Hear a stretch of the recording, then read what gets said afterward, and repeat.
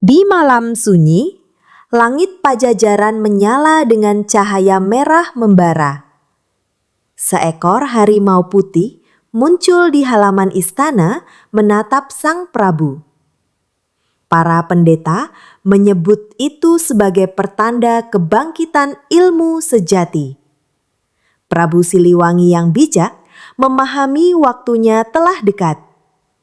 Ilmu tua yang terpendam akan segera bangkit kembali. Sang Prabu memanggil para empu dan resi dari seluruh penjuru tanah Sunda. Ia memerintahkan mereka mencari kitab pusaka ilmu rasa jati. Kitab itu konon tertulis dengan aksara gaib dan hanya bisa dibaca oleh yang terpilih. Para resi merasa ragu sebab ilmu itu telah hilang berabad-abad. Namun, sang Prabu yakin cahaya harimau putih bukan sekadar isyarat biasa. 4 resi utama dikirim ke 4 penjuru mata angin, utara, selatan, timur, dan barat. Mereka membawa tongkat sati warisan kerajaan dan jimat pelindung. Sang Prabu berpesan agar mereka mengikuti bisikan angin dan tanda-tanda alam. Perjalanan itu bukan sekedar perjalanan fisik, melainkan batin dan jiwa. Ilmu rasa jati hanya bisa ditemukan oleh hati yang jernih. Resi Dipa ke arah timur, menuju gunung berkabut yang dijaga makhluk tak kasat mata. Resi Wira menuju selatan, ke lembah yang penuh bisikan roh leluhur. Resi Agni ke barat, menyusuri gurun batu yang panas dan penuh ilusi. Resi Tapa ke utara, mendaki gunung es yang beku dan sepi. 4 jalur, 4 ujian, demi satu tujuan, menemukan inti ilmu sejati. Resi Dipa mendaki Gunung Kabut Hitam yang senyap dan penuh teka-teki. Langkahnya disambut oleh suara-suara gaib yang menguji niat hatinya. Ia bertemu seorang nenek tua yang memberi teka-teki tentang makna cahaya dalam gelap. Setelah menjawab dengan hati, bukan logika, kabut pun terbelah. Di balik kabut, ia melihat goa bercahaya biru, tempat kitab suci disimpan. Namun, ketika ia masuk, kitab itu lenyap menjadi cahaya dan menyatu dengan dirinya.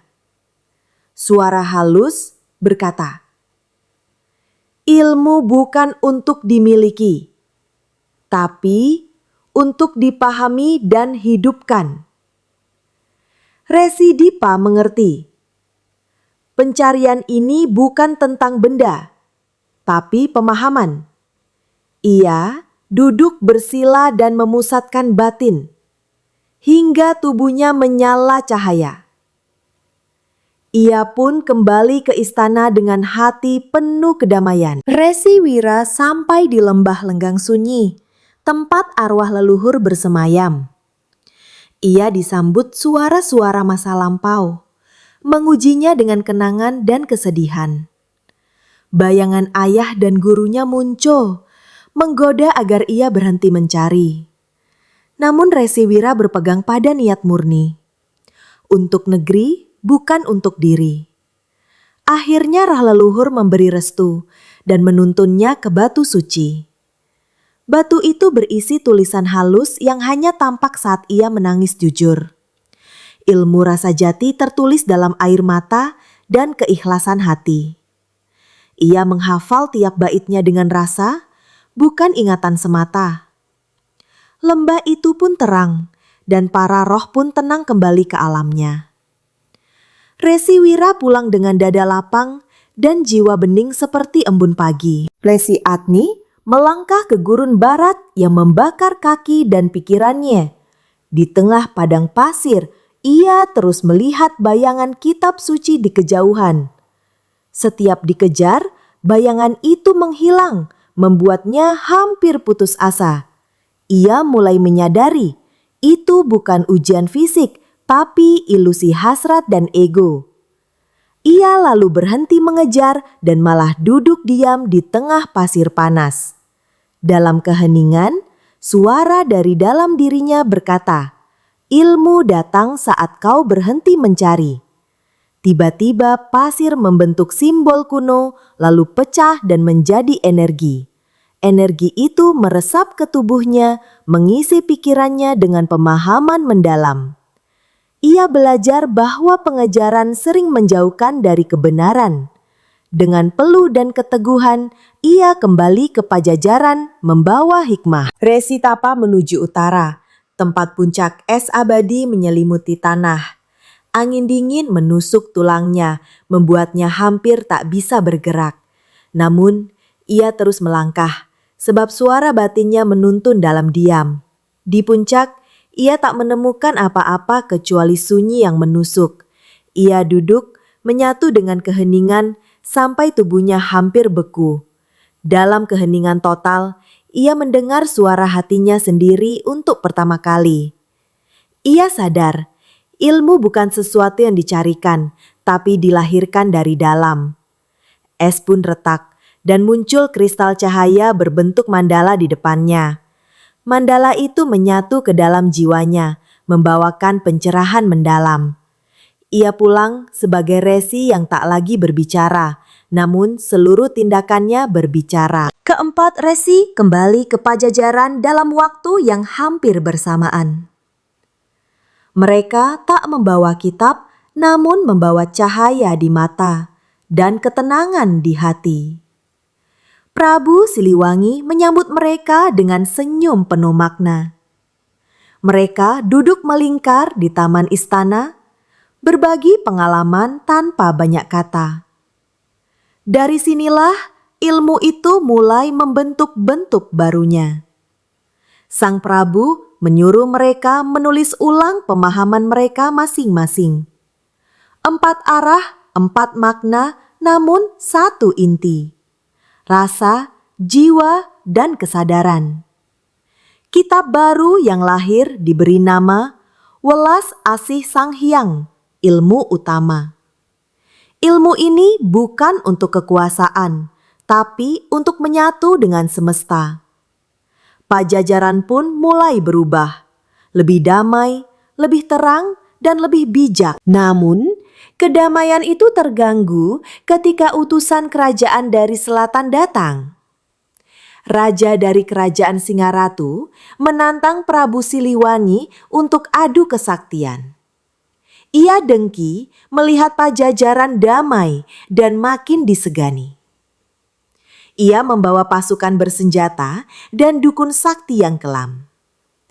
Namun, Prabu Siliwangi hanya menjawab dengan sebaris senyum. Sang Prabu mengirim Resi Wira untuk berbicara, bukan bertarung. Namun, utusan Singaratu menyerang, hingga Resi Wira terpaksa bertahan. Dengan satu hembusan napas welas asih, seluruh pasukan lumpuh tanpa luka. Dukun mereka menangis tanpa sebab dan memohon ampun. Mereka pulang dengan hati bingung. Mengapa bisa dikalahkan tanpa dibenci? Di tengah malam, Prabu Siliwangi bermimpi bertemu harimau putih kembali. Harimau itu berkata, "Ilmu sudah bangkit, kini waktunya kau jaga." Prabu lalu pergi ke hutan keramat seorang diri, mengikuti bisikan mimpi. Di sana ia bersemedi selama 7 hari 7 malam tanpa makan. Ia menyatu dengan tanah, udara, dan seluruh makhluk hidup. Saat hari ke-7, seekor harimau putih betina mendekatinya. Ia menjilati tangan Prabu dan duduk di sampingnya tanpa suara. Harimau itu tak lain adalah jelmaan dari alam itu sendiri. Ia menjadi penjaga abadi ilmu yang telah dibangkitkan. Prabu memberinya nama Nyi Larang Jagat. Prabu Siliwangi tahu hidupnya tak abadi, tapi ilmunya harus lestari. Ia menunjuk seorang pemuda bernama Arya Mulia sebagai calon pewaris. Arya bukan keturunan darah, tapi keturunan jiwa, jujur, bersih, dan penuh welas asih. 4 resi mulai menggembleng Arya dengan ilmu dari tiap penjuru. Latihan fisik, batin, dan jiwa menyatu dalam 7 windu pelatihan. Arya mulai bisa mendengar bisikan alam dan membaca gerak angin. Ia tak hanya belajar ilmu, tapi menjadi ilmu itu sendiri. Harimau putih pun merestuinya dan selalu mengikutinya dalam perjalanan. Pajajaran mulai mengenal dia sebagai putra rasa. Namun, bayangan kegelapan baru mulai muncul dari arah timur. Desas-desus tentang tokoh gelap bernama Ki Jagat Niskala menyebar cepat. Ia adalah mantan resi yang dibuang karena menyalahgunakan ilmu rasa. Kini ia muncul kembali, mengumpulkan murid-murid hitam dan kekuatan kegelapan. Tujuannya merebut ilmu Prabu Siliwangi dan membalikkan keseimbangan dunia. Dari timur, asap hitam terlihat membubung di langit Pajajaran. Prabu Siliwangi memerintahkan Arya Mulia untuk memata-matai pergerakan itu. Arya menyamar sebagai pengembara dan menyusup ke daerah kekuasaan Jagat Niskala. Ia melihat para murid dilatih membenci cahaya dan menyembah kehampaan. Salah satu dari mereka ternyata adalah sahabat masa kecil Arya. Perang tak hanya di luar, tapi juga dalam batin Arya sendiri. Arya bertemu dengan sahabatnya Galih Raksa yang dulu berlatih bersama. Kini Galih menjadi tangan kanan Jagat Niskala, penuh dendam dan kebencian. Galih mencoba membujuk Arya agar bergabung, menyatakan Prabu hanyalah pengendali rasa. Arya menolak, tapi hatinya goyah sebab Galih mengungkapkan rahasia lama. Prabu ternyata dahulu menyingkirkan ayah Galih karena takut ilmu hitamnya. Arya pulang ke Pajajaran dengan wajah murung dan jiwa gelisah. Arya menanyakan kebenaran cerita itu kepada sang Prabu. Prabu tak membantah, namun menjelaskan bahwa ayah Galih memilih jalan kegelapan. Aku tidak membunuhnya. Ayah membakar dirinya sendiri karena nafsu menguasai. Arya sadar, cahaya pun bisa menyakitkan jika dilihat dengan mata penuh dendam. Malam itu, gerhana bulan terjadi dan darah menetes dari langit ke tanah. Pendeta tua menyebut ini pertanda benturan besar antara cahaya dan gelap. Jagat Niskala mulai menggerakkan pasukannya ke barat, mendekati Pajajaran. Namun, mereka tidak menyerang secara langsung, melainkan lewat mimpi dan ilusi. Penduduk mulai dilanda mimpi buruk dan kehilangan kesadaran diri. Prabu Siliwangi mengumpulkan para resi dan Arya dalam lingkaran batu suci. Mereka membentuk benteng gaib dari niat dan welas asih. Ilmu rasa jati digunakan untuk menyembuhkan mimpi buruk rakyat. Namun, Prabu tahu serangan nyata akan segera datang. Ia berkata, "Yang gelap bukan musuh. Yang kehilangan terang, itulah yang sesungguhnya lemah." Ki Jagat Niskala mengirim makhluk bayangan ke hutan larangan Pajajaran. Hutan itu adalah tempat roh penjaga kerajaan bersemayam. Makhluk hitam itu merusak pohon suci dan mencuri sari kehidupan. Bumi retak, Angin berhenti berembus dan sungai mengering perlahan. Arya dikirim bersama Resi Dipa untuk memulihkan keseimbangan hutan. Mereka bertemu Nyi Larang Jagat, sang harimau putih yang terluka parah. Arya menangis melihat penjaga ilmu itu terengah dan kesakitan. Dengan kekuatan rasa, Arya menyatukan dirinya dengan energi bumi. Pohon suci perlahan tumbuh kembali dan Nyi Larang pun pulih. Namun, dari kegelapan, suara tawa Ki Jagat mulai terdengar. Prabu Siliwangi mulai membangun benteng rasa di tengah kota Pajajaran. Bukan benteng batu, tapi dinding dari doa, welas asih, dan kesadaran rakyat. Setiap orang diajarkan untuk mengolah marah menjadi damai, benci menjadi cinta.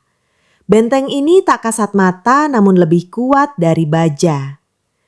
Jagat Niskala menjadi marah karena tidak bisa menembusnya. Ia mengirim racun rasa, ilusi bahwa Prabu ingin menjadi dewa. Beberapa rakyat mulai goyah, bahkan sebagian resi mulai meragukan sang raja. Arya mengambil peran sebagai penjernih, berkeliling, menyapa dan menenangkan. Ia tidak menyuruh mereka percaya, hanya mengajak mereka merasa kembali. Benteng itu makin kuat karena rasa bukan dipaksa, tapi dibangun bersama. Akhirnya, Ki Jagat Niskala menyerbu Pajajaran dengan kekuatan penuh. Petir menyambar dari langit, tanah bergetar hebat, dan kabut pekat menyelimuti kota. 3 hari 3 malam, pertempuran berlangsung antara cahaya dan bayangan. Namun, bukan pedang atau panah yang berbicara, melainkan energi rasa. Arya dan Galih bertemu di medan rasa. Tatapannya penuh sejarah. Pertarungan batin antara dua sahabat menjadi inti dari konflik besar itu.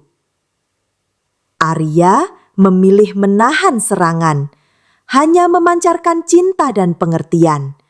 Galih menjadi bimbang karena ia tidak dibenci bahkan saat menyerang. Akhirnya ia berteriak, "Kenapa kau tidak membalas?" Arya menjawab, "Karena aku tak ingin kehilanganmu dan kehilangan diriku sendiri." Galih menjatuhkan senjatanya dan berlutut di tengah medan rasa. Melihat itu, banyak murid Jagat Niskala melepaskan jubah hitam mereka. Energi gelap kehilangan kekuatannya karena tidak ada lagi yang menampungnya. Ki Jagat marah besar dan mencoba menyerap energi dunia untuk terakhir kali. Namun, tubuhnya pecah oleh kekuatan rasa yang tak bisa ia kendalikan. Jiwanya lenyap, tak kembali ke cahaya maupun ke gelap. Sisa-sisa pasukannya bubar. Sebagian kembali ke kehidupan biasa. Arya memeluk Galih, 2 sahabat yang akhirnya kembali sejiwa. Prabu Siliwangi berdiri di atas bukit dan menutup mata. Ia tahu ini bukan akhir dari perjuangan, tapi awal kehidupan baru. Di hari bulan purnama, Prabu Siliwangi mengangkat Arya Mulia sebagai penerusnya. Upacara dilakukan di tengah hutan, ditemani hewan dan roh alam. Arya tidak duduk di singgasana, melainkan di atas batu alami di bawah pohon besar. Ia dinobatkan bukan sebagai raja, tapi sebagai penjaga ilmu rasa. Prabu berkata, negeri akan selamat jika rasa tetap jernih. Nyi Larang Jagat duduk di sampingnya, mengangguk dengan mata teduh. Para resi menyatukan tangan, memberikan restu dari 4 penjuru. Arya menolak mahkota emas, memilih ikat kepala dari kain biasa. Sebagai penjaga rasa, ia ingin tetap merasakan bukan dipuja. Pajajaran kini memiliki cahaya baru di tengah zaman yang berubah. Beberapa bulan kemudian, Prabu Siliwangi memanggil para resi untuk pertemuan terakhir. Ia berkata bahwa waktunya di dunia sudah hampir habis. Ia akan berjalan ke Gunung Salak seorang diri, tanpa pengawal, tanpa upacara. Ilmu telah diwariskan. Saatnya aku menyatu dengan asalnya. Ucapnya tenang. Para resi menangis, namun tak mencegahnya, karena itu adalah takdir Sang Prabu. Di puncak gunung, ia duduk di bawah pohon tua, memejamkan mata. Seekor harimau putih muncul dan menyatu ke dalam tubuhnya. Dalam sekejap, tubuh Prabu lenyap menjadi cahaya keemasan. Langit cerah, angin berhenti, dan bumi terasa tenang seketika. Legenda berkata, Prabu tidak mati, ia hanya berpindah menjadi rasa semesta. Setelah kepergian Sang Prabu, Arya memimpin Pajajaran bukan dengan perintah, tapi dengan contoh, dengan tindakan sederhana dan tutur lembut. Kitab Welas Asih Sang Hyang kini dipelajari bukan oleh resi saja, tapi juga oleh petani, pedagang, dan bahkan anak-anak kecil. Ilmu rasa menjadi bahasa baru yang menyatukan semua lapisan. Para tetua menyebut masa ini sebagai zaman terang dalam. Pajajaran menjadi negeri yang tidak hanya besar secara wilayah, tapi juga luas dalam hati, tinggi dalam jiwa. Dan meski waktu terus berjalan, legenda Prabu Siliwangi tetap hidup. Sebab rasa sejati tidak pernah punah. Ia hanya menunggu ditemukan kembali. Setelah bertahun-tahun damai, Pajajaran mulai terguncang dari dalam. Beberapa bangsawan lama merasa terancam oleh cara Arya memimpin. Mereka menyebarkan isu bahwa Arya terlalu lunak, tak cocok menjadi raja. Mereka ingin mengembalikan tatanan lama yang penuh hierarki dan kekuasaan. Rasa mulai tercemar oleh ambisi dan iri hati. Arya tidak memerangi mereka, tapi memperbanyak waktu bersama rakyat. Ia mendengar keluhan, membantu langsung di ladang, dan hidup sederhana. Namun para pembenci menganggap itu hanya pencitraan. Mereka merencanakan kudeta diam-diam, menggandeng para saudagar kaya. Gelombang baru pun muncul, bukan dari luar, tapi dari dalam istana. Di balik tirai megah istana, rapat rahasia digelar di malam buta. Para bangsawan membujuk Panglima Tua, Raksagati, agar berbalik dari Arya. Mereka menjanjikan kekuasaan dan emas jika berhasil menggulingkan sang penjaga rasa. Namun Raksagati diam. Ia punya hutang jiwa pada Prabu Siliwangi. Meski tegas dan keras, hatinya masih menyimpan rasa hormat mendalam. Raksagati kemudian menemui Arya dan menceritakan semuanya. Ia berkata, "Jika kau ingin, aku bisa lumpuhkan mereka semua." Arya menggeleng. "Jangan hancurkan tubuh yang sedang demam. Obatilah, bukan dipukul." Ia lalu menyusun cara baru. Menyadarkan mereka lewat cermin rasa. Karena baginya, musuh sejati bukan orang, tapi kebencian yang mereka pelihara. Arya mengundang seluruh bangsawan dalam sebuah jamuan istimewa. Namun, jamuan itu tanpa hidangan. Hanya air putih dan sepotong cermin di tiap meja. Bangsawan-bangsawan marah, merasa dipermalukan. Tapi, Arya berdiri dan berkata, "Cermin ini adalah jamuan sejati. Lihatlah siapa yang kalian lawan. dirimu sendiri. Ruangan sunyi, dan beberapa mulai terdiam. Lainnya tetap menahan dendam. Malam itu, Arya membacakan puisi yang ditulis oleh Prabu Siliwangi dahulu. Puisi itu menggambarkan rasa kecewa seorang raja pada pengkhianatan diam-diam. Namun di akhir, sang raja tidak marah, justru mendoakan yang mengkhianatinya. Beberapa bangsawan menangis diam-diam, tersentuh oleh kenangan Prabu lama. Satu persatu mereka mundur, membubarkan persekongkolan tanpa perang. Setelah badai mereda, Arya membuka padepokan Rasa Jati untuk umum. Tak hanya bangsawan atau resi, semua orang boleh belajar ilmu rasa. Petani, tukang kayu, bahkan anak-anak piatu belajar tentang keheningan dan welas asih. Ilmu itu tak lagi dianggap milik langit, tapi bagian dari kehidupan harian. Arya berkata, "Semakin banyak rasa, semakin damai bumi ini." Dari padepokan itu lahir murid-murid luar biasa. Lintang, gadis bisu yang bisa menyembuhkan luka hanya dengan pelukan. Ragapati, pemuda tuli yang memahami suara hati lebih dari telinga. Dan Suwana, bocah buta yang bisa melihat cahaya rasa dalam kegelapan. Mereka adalah generasi baru penjaga ilmu, tanpa gelar, tanpa pamrih.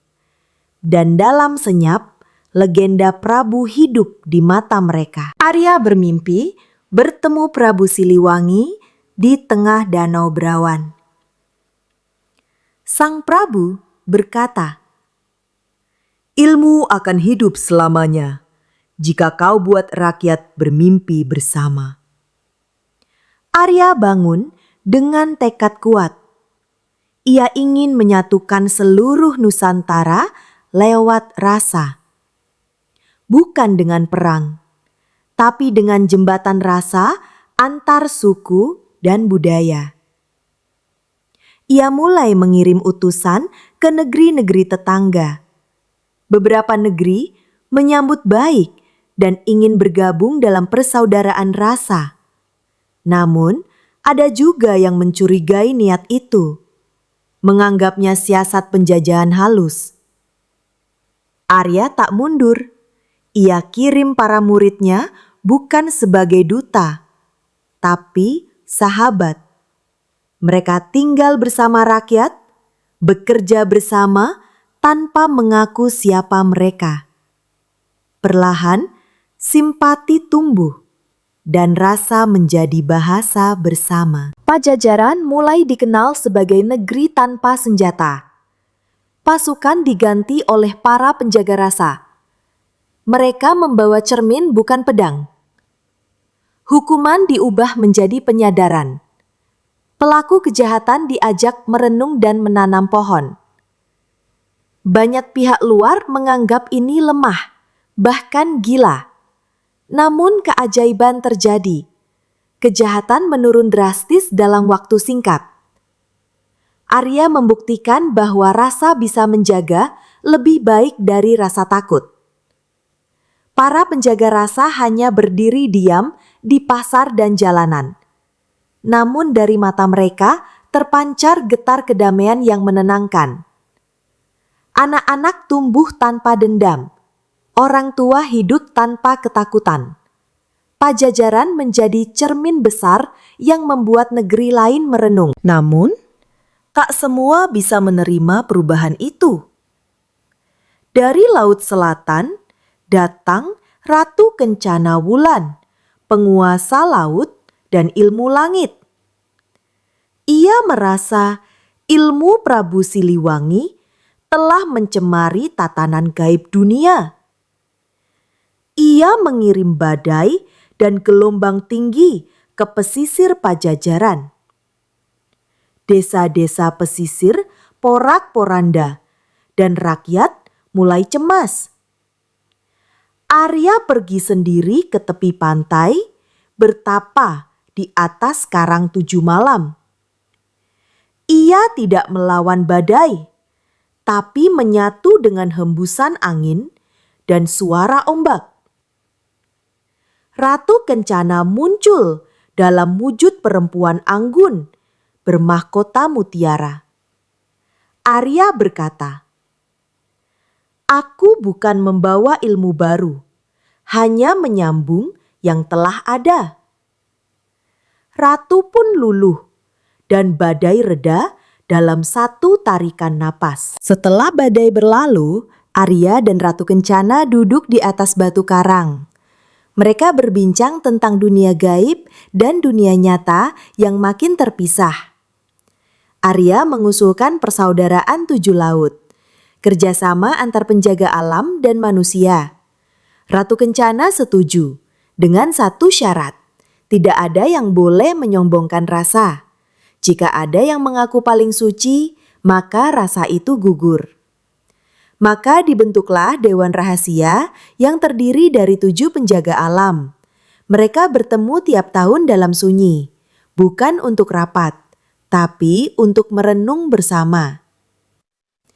Lintang dan Suwana menjadi wakil dari Pajajaran. Ilmu rasa kini menyebar tidak hanya di daratan, tapi juga ke lautan dan langit.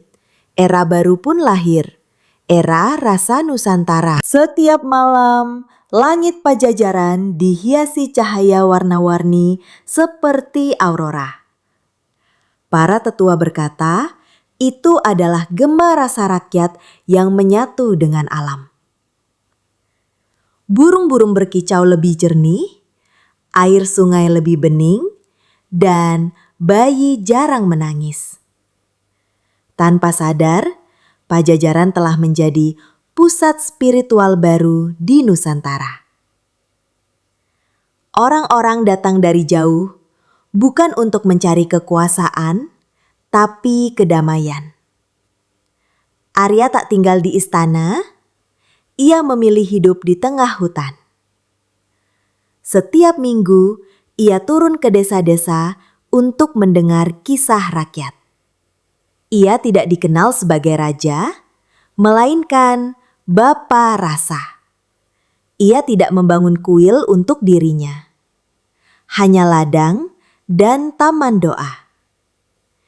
Dan disinilah ilmu Prabu benar-benar tumbuh subur, karena tak disebut-sebut lagi. Suatu malam, Lintang bermimpi tentang seekor burung biru menyentuh langit.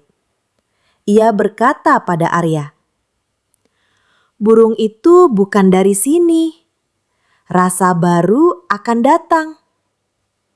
Arya termenung lalu tersenyum.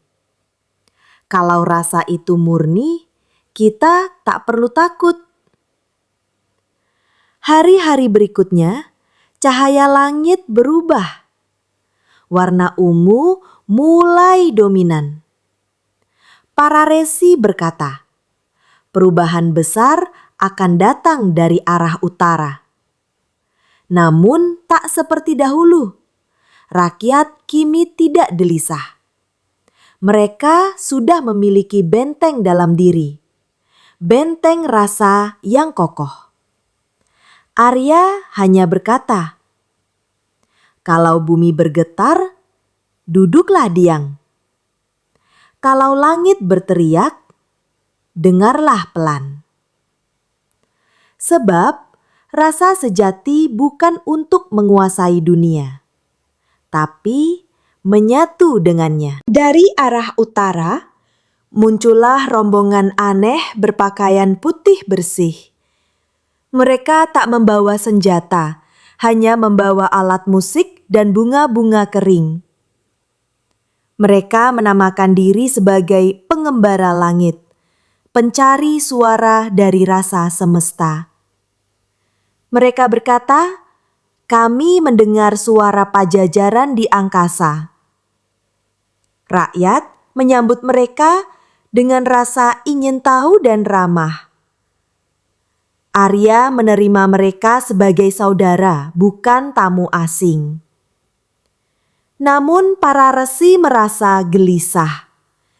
Getaran rasa para pengembara terlalu sunyi, terlalu damai, hingga seperti kosong tak berjiwa. Lintang mulai merasakan suara-suara aneh di malam hari. Suwana melihat cahaya ungu yang menusuk, bukan menenangkan. Pengembara langit mulai mengajarkan lagu sunyi kepada anak-anak desa. Lagu itu membuat mereka tenang, tapi juga kehilangan rasa penasaran. Pasar-pasar menjadi sepi, tawa mulai hilang, semuanya tenang, terlalu tenang. Arya mulai menyadari ini bukan rasa sejati, tapi penghapusan rasa. Ia memanggil para resi dan bertanya, apakah kita sedang dibungkam dalam damai? Resi Tapa berkata, ada kedamaian palsu yang hanya menutupi luka, bukan menyembuhkannya. Arya lalu mengundang pengembara langit untuk berdialog dalam taman rasa. Ia bertanya, apakah kalian mencari kedamaian atau hanya keheningan? Pemimpin mereka menjawab, kami mencari dunia tanpa rasa, sebab rasa adalah sumber derita. Dan di sanalah perbedaan itu terbuka lebar. Rasa bukan untuk dihindari, tapi dijaga. Arya tidak menyerang. Papi mengajak berbicara berhari-hari. Ia menantang pengembara langit untuk merasakan penderitaan rakyat. Bukan menonton tapi turut mengalaminya. Lapar, kehilangan, dan cinta. Beberapa dari mereka mulai menangis untuk pertama kalinya dalam hidup. Ternyata rasa tak hilang, hanya disembunyikan selama ini. Namun, pemimpin mereka, Sang Tapa Langit, menolak perubahan. Ia berkata, jika rasa tak bisa dihapus, maka dunia tak akan pernah damai. Ia bersiap meninggalkan Pajajaran, namun berkata, kami akan kembali suatu hari saat rasa tak lagi dihargai. Arya hanya mengangguk. Kami tak menolak kedatanganmu jika kau datang sebagai saudara rasa. Setelah peristiwa itu, banyak rakyat yang tersadar betapa berharganya rasa. Mereka mulai menulis puisi, menari, menyanyi, dan menangis tanpa malu. Padepokan Rasa Jati berkembang menjadi pusat budaya dan kesenian. Lintang membuat taman sunyi untuk merawat orang-orang yang kehilangan arah. Suwana mengajarkan anak-anak buta tentang cahaya lewat sentuhan dan suara. Arya merasa bangga, tapi ia juga mulai merasa tubuhnya melemah. Ia tahu waktunya akan segera tiba, seperti Sang Prabu dahulu. Ia tidak sedih, sebab ilmu sudah tumbuh subur di hati banyak orang. Ia hanya ingin satu hal sebelum pergi, meninggalkan pesan terakhir, bukan dengan kata-kata, tapi tindakan. Arya berjalan ke tempat Sang Prabu dahulu pergi, Gunung Salak. Namun kali ini ia tidak sendiri. Nyi Larang Jagat menemaninya. Ia mendaki perlahan sambil menebar bunga dari taman padepokan. Setiap bunga mewakili rasa, cinta, sedih, harap, dan bahagia. Di puncak, ia duduk di bawah pohon tua dan menutup mata. Para murid di padepokan merasakan angin lembut menyentuh wajah mereka. Mereka tahu Arya telah menyatu dengan rasa yang lebih tinggi. Langit menjadi jernih dan suara lonceng terdengar dari arah gunung. Nyi Larang kembali ke istana, tapi kini tak lagi sebagai harimau, melainkan perempuan tua bijak yang membawa pesan suci. Di dalam padepokan, Suwana menemukan secarik daun berisi tulisan Arya. Tulisan itu tidak dalam aksara, tapi dalam pola rasa yang hanya bisa dibaca dengan hati. Suwana membacanya dengan sentuhan jiwa dan berkata, "Ilmu tak diwariskan, tapi ditemukan kembali dalam setiap keheningan." Itulah wasiat Arya. Rasa tidak diwariskan lewat kata, tapi lewat kehadiran. Para murid menyebarkan pesan itu ke seluruh penjuru Nusantara. Mereka tidak membawa kitab, tapi membawa tindakan dan senyum. Setiap desa yang mereka lewati menjadi lebih damai dan penuh warna. Tak ada pusat kekuasaan lagi, semua menjadi pusat rasa. Dan begitu, Pajajaran menjelma menjadi cahaya yang tak terikat tempat. Pajajaran tidak lagi berupa istana atau wilayah di peta. Ia menjadi jaringan rasa yang tersebar di hati banyak orang. Di gunung, di desa, di pulau-pulau kecil, Pajajaran hadir dalam bentuk cinta. Orang-orang menyebutnya Pajajaran baru, bukan kerajaan, tapi kesadaran bersama. Dan ilmu Prabu Siliwangi terus tumbuh lewat generasi tanpa nama. Kini, siapapun bisa menjadi penjaga rasa, asalkan hatinya bersih. Tak perlu gelar, tak perlu garis keturunan, hanya ketulusan yang jadi syarat. Anak-anak diajarkan menanam bukan hanya pohon, tapi juga harapan. Orang tua bercerita bukan untuk menghibur, tapi untuk mengingatkan. Dan setiap orang menjadi cermin bagi yang lain. Suatu hari, di sebuah desa kecil di pinggir hutan, lahirlah seorang anak dengan tanda harimau putih di pundaknya.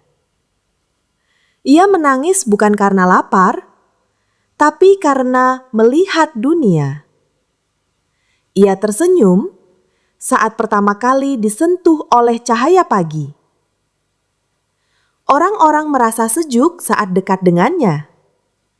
Pendeta tua datang dan hanya berkata, "Rasa telah kembali." Bayi itu tumbuh tanpa guru, tapi tahu banyak tentang perasaan orang lain. Ia tahu saat seseorang marah, sebelum kata itu diucap.